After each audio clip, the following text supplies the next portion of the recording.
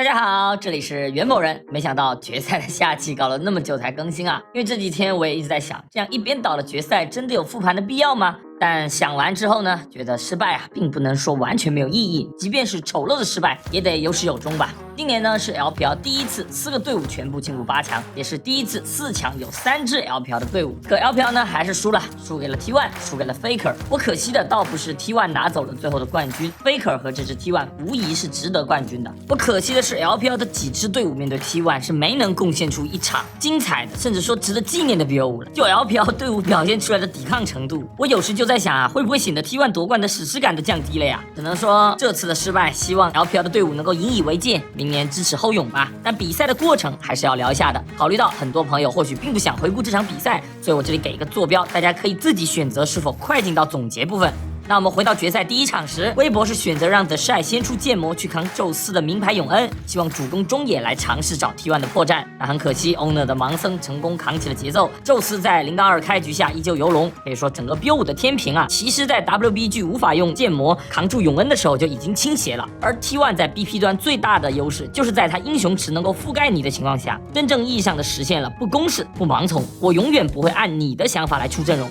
同时呢，无论我拿到什么阵容，我都能发挥出应有的威力。第一把微博选择了针对中路的 BP 策略，按塞拉斯名牌抢大树，拿杰斯大树体系来交换卡列组合，但很可惜嘛，效果没打出来。所以来到第二局，微博是选择了换策略，我不办塞拉斯了，去改办艾希，我攻不了你中路，那就改攻下路。微博拿下卡莉斯塔，看 T1 拆不拆卡列。此刻呢 T1 是没有艾希去搭配维鲁斯了，所以选择拆卡列非常合理。可第二手啊 T1 就直接锁了德莱文。虽然德子 Gumayusi 在 LCK 是玩过的，但世界赛也是第一次出，这里 T1 就选择正面刚强抬下路强度，也是 T1 想看看微博这边还有什么下路的招。此前微博的卡莉斯塔都是搭配列娜塔的，而微博的底牌跟京东一样，卡莉斯塔搭配塞纳，这个组合打德子加列娜塔还不错。滑板节走位不失误被集火掉的话，双射手是能够在下路一直做推线的。可关键啊是红3手 T1 这个队伍 counter 位给的压力太大了，京东都为了不想扛 counter 选择去了一次红，加上优质中路都被搬了，第3手肯定出一个不容易被 counter 的打野位，而出大树也有引诱 T1 去拿塞拉斯的味道。这样呢 T1 如果拿塞拉斯，2轮肯定得给一个班位给到杰斯。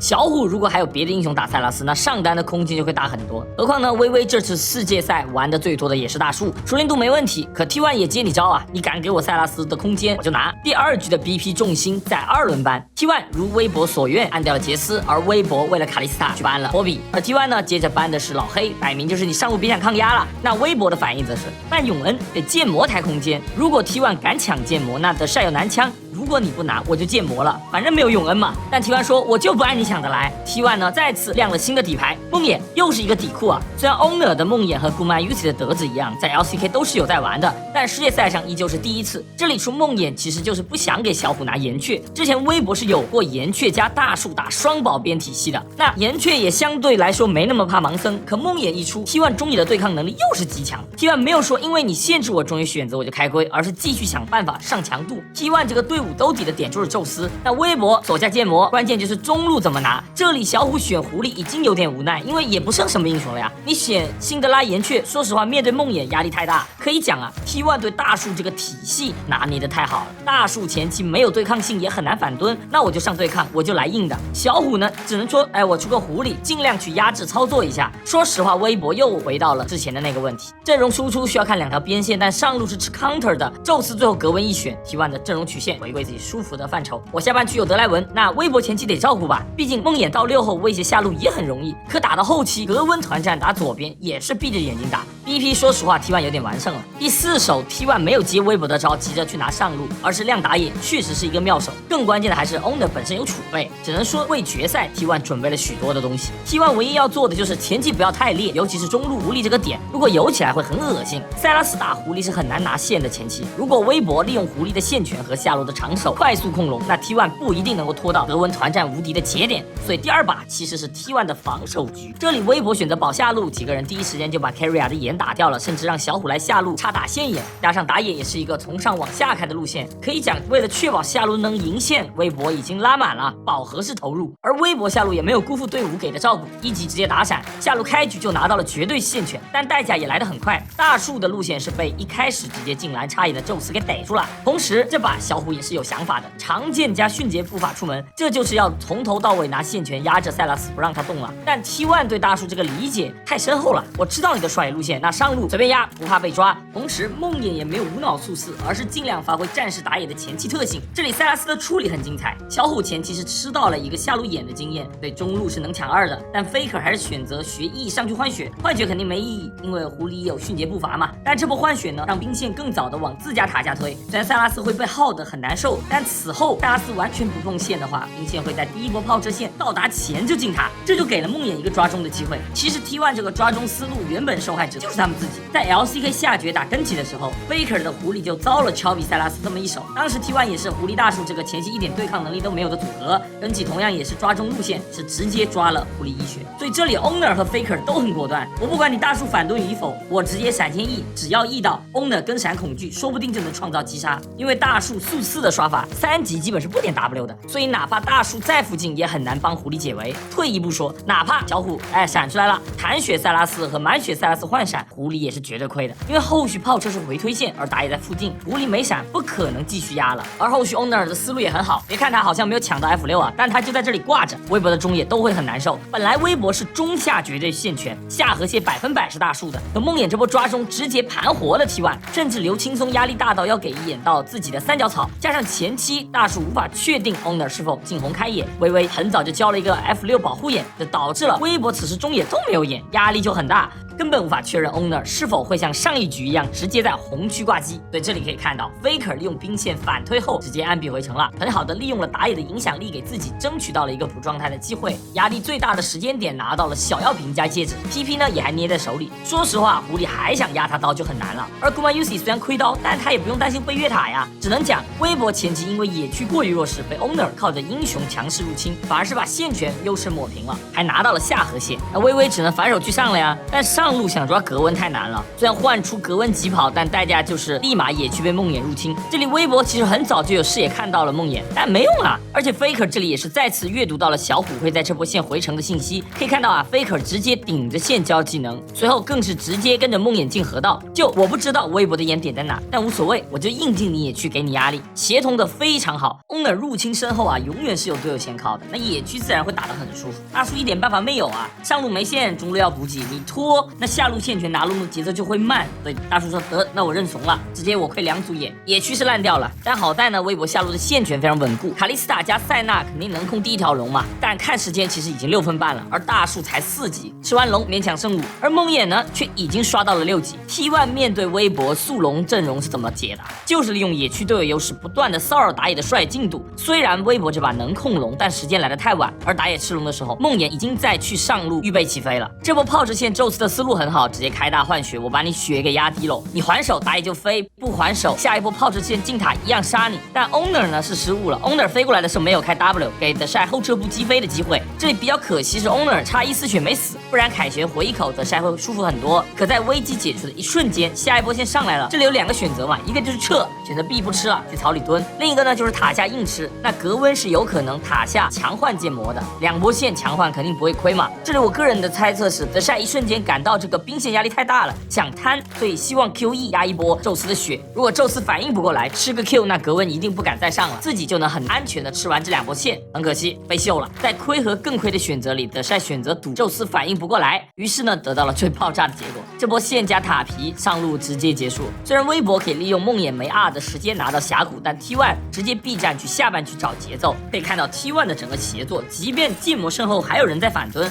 但塞拉斯也会更快的到场。只能说在半区原则上 T1 执行的非常好，德晒这种纪律性不强的选手很容易遭。觉得梦魇不会来这么快吧，有一个侥幸心理。那辅助闪现给德莱文一提，得微博前期投资那么多的下路直接白玩了。微博是需要帮双边的，但晒老师也确实都帮了。那第一把到这里直接结束，因为中期是需要剑魔去发力的，但他发育太差了，对位打格温后续就完全没得打，而狐狸呢又不可能和格温带。第2条龙这里 T1 就已经想打了，如果不是小虎打断了 Faker 的回城，让塞拉斯 TP 晚了几秒，T1 T1 很有可能第二波龙团就会跟微博上对抗，真打起来啊 ，T1 这中野领先神话呢。说实话，微博就算能拿到龙，也得掉几层皮。后面呢就不需要特别聊了，上路格温已经打烂了，微博其实是8分钟就死了，只是到了第3条龙才买。我反正不知道一个18分钟还只有一个锯齿短臂的剑魔要怎么玩这个游戏，我也不知道微博这个阵容要怎么去扛梦魇加塞拉斯加格温的突脸，就完全没得打吧。可以说前2局下来，微博在运营端是完败，拿大树这种英雄啊，就是要尽可能的避免对抗，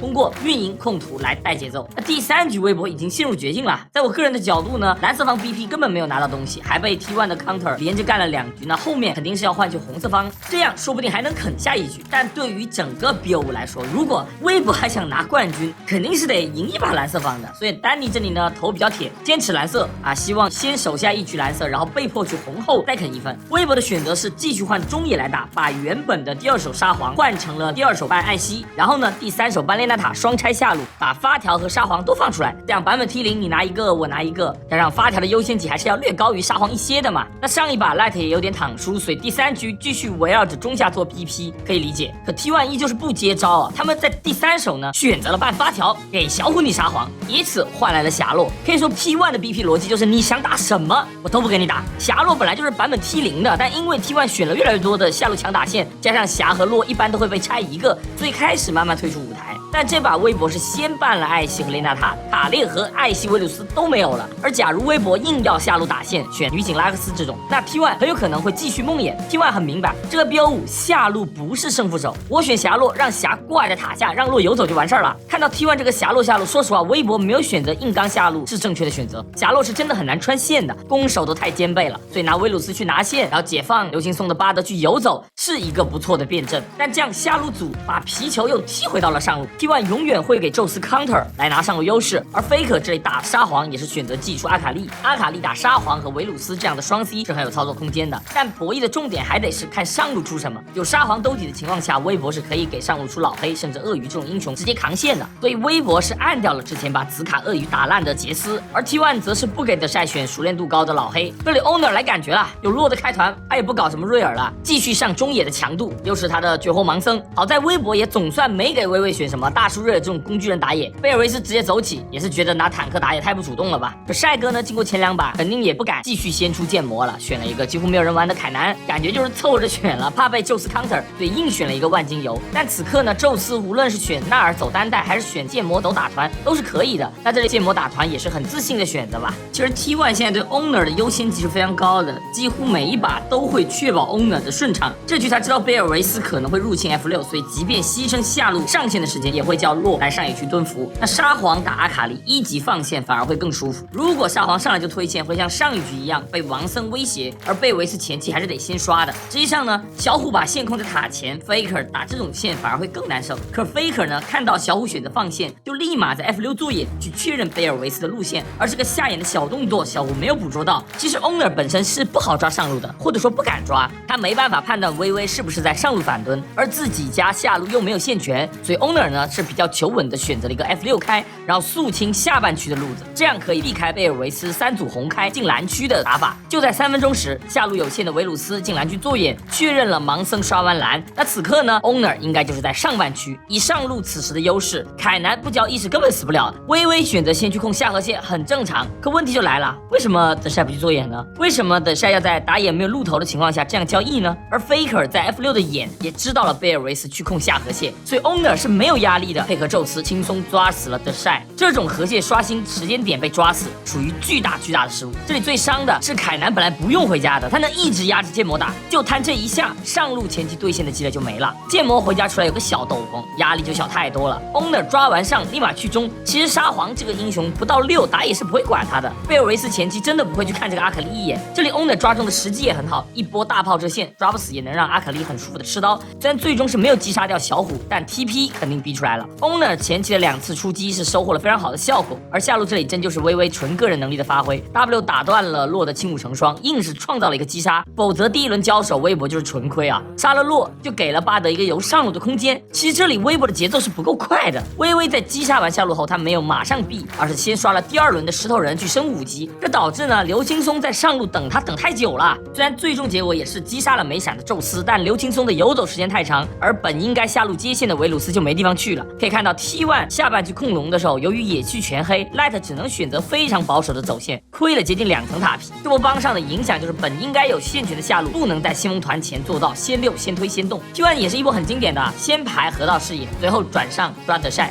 这里刷伤也是因为此时微博的中辅能推中线，而维鲁斯也在靠随 Owner 想尝试和宙斯先抓德晒。这里呢被闪现拉开，然后配合贝尔维斯第一时间反打，微微的熟练度确实挺高的。这里 Owner 交了傻还是被预判中了，可以说微博在决赛上的高光基本就全靠微微一个人撑了。从操作层面上来说，其实决赛这个 BO5 前期的这种小规模会战，微博是并不吃亏的，甚至可以说还赢了很多次。但问题就在于微博握不住这种优势，抓死了打野自然是控峡谷给贝尔维斯起节奏，然后利用峡谷去控第2条龙。可11分钟第2条龙刷新，中下都有线，微博自己又出了纰漏，先放峡谷抢中线，拿一个提前落位小龙的空间没问题，但微博居然没有人去清这个位置的眼啊，这个常规的眼位没有排掉，这很不应该的，完全属于低级失误。微博虽然有了先下河道的机会，但实际位置都被 T1 的人确认了，而上路有线的剑魔此时也已经徒步在赶，知道人的大概位置，那 T1 开团就不会虚，所以 carry 开得非常果断。微博正面当然是想打团的，但在这个位置他们是抱着消耗一下的心态来处理，所以正面打得很不坚决。同时更关键的地方在于 AD 此刻是不在的，就下路微博明明是推线的，在11分18秒这里也已经清完了线，维鲁斯此时就应该往河道靠，而不是继续往前，毕竟这个时间段沙皇就是输出不足的呀。正面团的 DPS 非常依赖维鲁斯，但 Light 维鲁斯不仅没来，甚至还把大招跟峡互换了，团控拿去换血是一个很大的失误判断。本来他按正常的兵线处理，先不管正面会不会打起来，但推完线先靠，那这波团就算 T1 想开，微博也是能还手的，不会这么一边倒的。而 Faker 的操作也很精彩，一技能挂到了微微，微微估计以为自己用 Q 技能扭开吧。宙斯说我还有这种好事啊，感谢大自然的馈赠。运营和执行力上的差距导致这波微博完全是溃烂，人家宙斯上路有线，所以我先靠了，而微博是下路有线，但我不靠。10分钟出头这个节点，你沙皇和贝尔维斯怎么可能打得过阿卡丽和盲僧这对中野嘛？一定要有维鲁斯在场啊！可就是这么一个点被 T1 捕捉到了，追死凯南后，剑魔直接交替回上路，收益最大化，2个人头吃线加2层塔皮，回家牧人一出，上路又结束了。这里小虎没有 TP 来守上塔，我感觉已经是急得发癫了。沙皇补了个皇冠 TP 下来，还想继续打，但伤害完全不够啊！巴德前面大招不放，现在放，微博能接的唯一倚仗就是维鲁斯的 R 还在，这没 R，我是根本找不到任何能接的理由。打到这里已经看得出来，微博已经彻底变形了，但阵容上微博还是有一波正面团的容错。18分钟的第3条龙团，微博如果处理得好，也不是说完全没有机会赢，但有了上一波的丑陋，这里的操作变形也是可以预见的。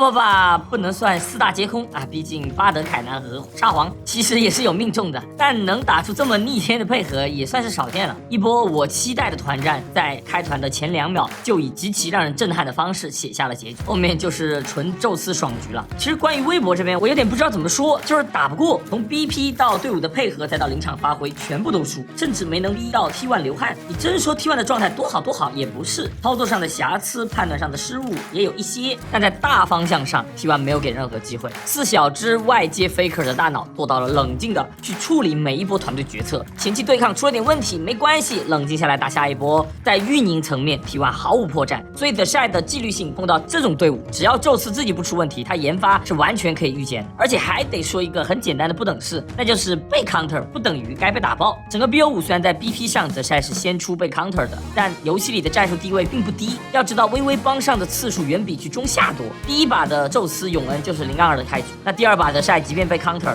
可在格温不带点火的情况下，剑魔如果不是换血过于频繁，也是不会有上路被抓的情况。格温打剑魔的对局 counter 效果真没那么夸张，甚至在剑魔引魔刀后，格温都不一定好打。梦魇加格温的这个上野组合，真想抓剑魔，说实话得看剑魔给不给机会的，就更别说我复盘里提到的要点断节奏的问题了。只能说确实被牺牲了一些，但也确实被打爆了。但话说回头呢，对于微博来讲，即便我们把的晒和宙斯抛开，就看中松下野4v4，能赢吗？对吧？其实真正让我失望的，倒不是说技战术上的差距，毕竟你说微博没准备嘛。第一局的 TP 塔姆，第2把的常见狐狸，第3把的凯南，确实拿新东西了，只是效果比 T1 的新东西差嘛。为啥赛前小虎一直在短视频里前脚如履薄冰，后脚燃烧自己？因为大家心里也明白，正常打就是难赢啊。那失望在哪儿呢？失望在大家想看的是微博打出爆种的表现，能有选手发挥出像去年 Kingdom 那样的爆发力，尤其是小虎。但很可惜，虽然观感上小虎的主观能动性似乎拉满，但在 Faker 面前一切又显得那么无力，整体依旧是可预料的发挥。微博这个队伍的爆种已经在和标剧那场就爆完了，因为对于4号种子来说，尤其是夏季赛微微和教练才到的情况下，瑞士轮也是磕磕绊绊，然后抽签打北美再打内战，最终到了决赛，说实话心里肯定还是满的呀。加上备战时约不到训练赛，你说选手还能完全专注在提升自己状态，沉浸到比赛中吗？很难的啦。微博的整个心态其实更像 BLG 在春季赛时击败 EDG 后拿到 MSI 门票后的那个心态，就终于能松一口气了。但是呢，我又要强打精神起来，毕竟是 S 赛的决赛呀，肯定心里还是不停的给自己打气的。但强打起来的这个精气神，并没有消化成真正的赛场专注力。如果对手是去年那个会大意、心态会起伏的 T1，那我觉得微博这种上来猛攻的气势或许可能奏效。但问题是，今年的 T1 完全消化了去年的急躁 ，T1 只有在第一局打的有点瑕疵，但后面就越打越好。而微博则相反，越劣势越急躁，越打得杯弓蛇影，如同惊弓之鸟。在赛场上，比起精湛的技术，朴实的意志更为重要。要知道，这支 T1 可是能把京东打得错落百出的人啊！他们相较于微博，甚至包括所有 LPL 其他4个队伍来讲，他们的赛场专注力都是更强的。在用惨痛的教训意识到了胜利并非蒲公英般唾手可得后，他们在逐渐靠近梦想终点的过程中，自然而然的就迸发出了超乎想象的决心和专注力。所谓的奇迹，就是在充满必然的领域下的偶然。去年见识过一次后，今年 T1 就把偶然性全部消灭了，连 Owner 这种心态不算稳的选手，今年都反而屡屡成为关键先生。而宙斯作为被 Kingdom 打出要么一无所有，要么全部都带走的那个背景板，我们很明显的能从很多他的采访中看出他对于这段经历有多耿耿于怀。去年他在2-1翻盘 DRX 后，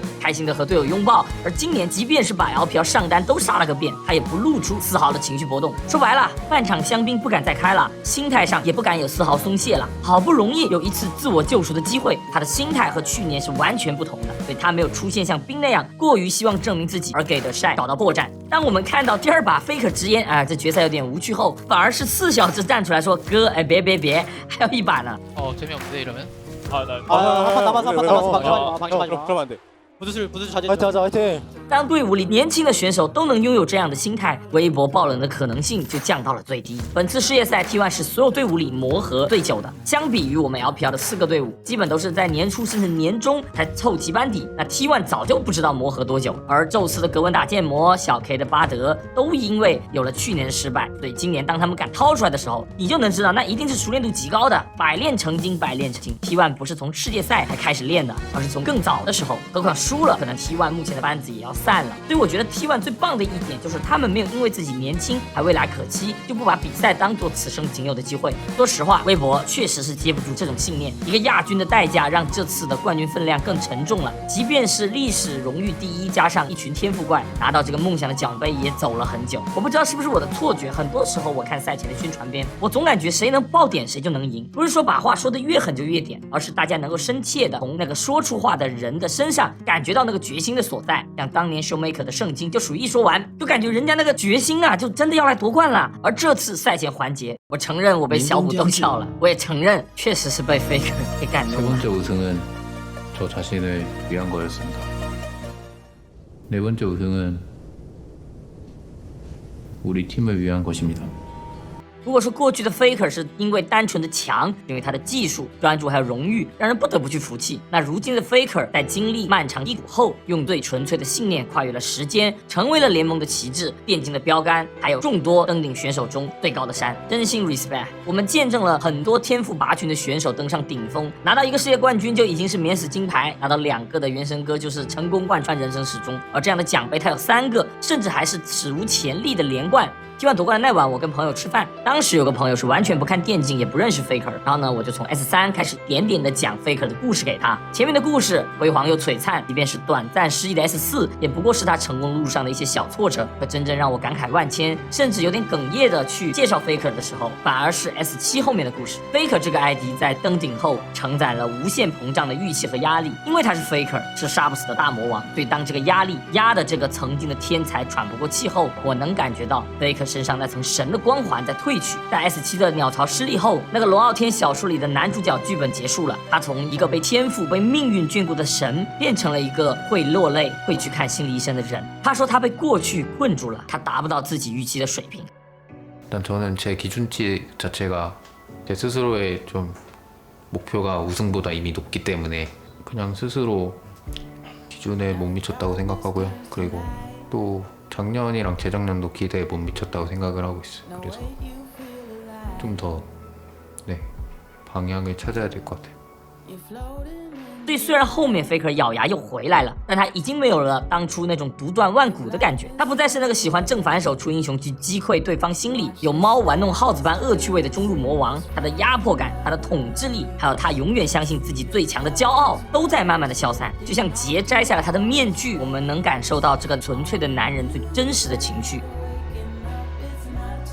在 S9 拿到 LCK 春冠后，他含着泪向队友道歉。那年也是第一次我看到有人讨论 Faker 是否老了。在那年 MSI 和世界赛的舞台上 ，Faker 打出了自己的世界赛舞台最差成绩，被1557、被绰号 Baby Faker 的 Caps 双杀，全世界看到了手上的颤抖。我也记得是那一年 Faker 开始大量的去切屏，他想改变自己的操作习惯，去找到新的自己。 对于顶级的职业选手来说啊，打破自己的肌肉记忆是极为困难的，尤其对于夺过冠的人来讲，重复自己成功的方式才是正确的路。所以环顾冠军级别的选手，实际上多年以来他们展现的游戏风格几乎是不变的，因为找到适配自己打法的队伍，远比换一个新的自己容易。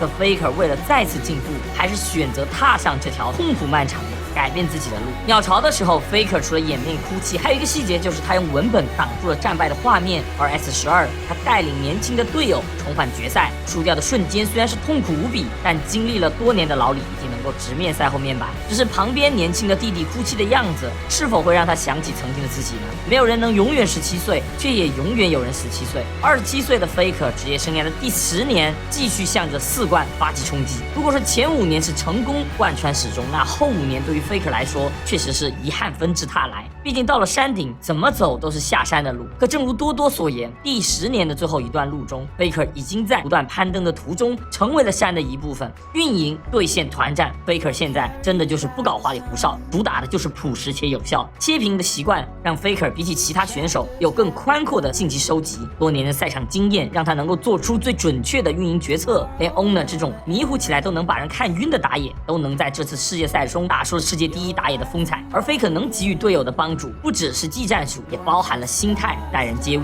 今年世界赛 Faker 在采访中给人印象最多的就是我就是来学习的，我想要的是进步，没有说输了就瞧不起对手这样的话。甚至被问起如何看待自己 S 赛面对 LPL 不败时，他会说：“我只专注于自己，我不注意这些记录。” 크게 신경 쓰진 않고요. 저희가 얼마나 열심히 준비하는가가 중요하다고 생각합니다. 拒绝比到赞，称赞击败的对手。今年的 Faker 诠释了一个真正的大师永远怀揣着一颗学徒的心。而且在上综艺、拍广告的这些商业部分 ，Faker 这些年也是尽职尽责。Faker 不是网瘾少年有了个赚钱的机会所以来打职业，而是因为真的热爱英雄联盟，享受电竞比赛才走上这条路。跟我们 LPL 许多把自己打职业当大爷的心态不同 ，Faker 是真的把自己当做很多人的榜样来进行自我要求。竞技比赛当然是最重要的，但适当的商业活动让观众舒服，让生态更健康，也是一个部分。所以在4冠光环的沐浴下，当他说他这个冠军献给队友时，我突然脑海里想起了他在不死者写下的那段话：如果未来的孩子想要成为下一个 Faker， 我一定会成为最好的榜样。而未来的孩子如今都站在他的身旁，而他还是那个最好的榜样。这也是为什么宙斯夺冠后愿意放弃更高的薪水，4小只都愿意继续留在 T1 打下去的原因吧。榜样的力量始于电竞，却又不止于电竞。今年世界赛 T1 的粉丝就组织了攒人品的活动，就是通过做身边的好事来为 T1 攒运势。虽然有点玄学，但这也算是电竞精神传递到现实生活中的正反馈吧。优秀的品质和精神不分国籍和地域。或许我们无法像 Faker 这样成功，但我们可以试着去成为像 Faker 这样的人。S13 4冠登神，或许 Faker 已经不需要向世人用4冠来证明什么，但他的队友需要，那些支持他、受他鼓舞的观众需要这么一个结局，让大家能够放下那年鸟巢回首的不甘，放下去年的遗憾，都过去了，终于不会再被那些遗憾伤害到了，终于可以说一切都付笑谈中。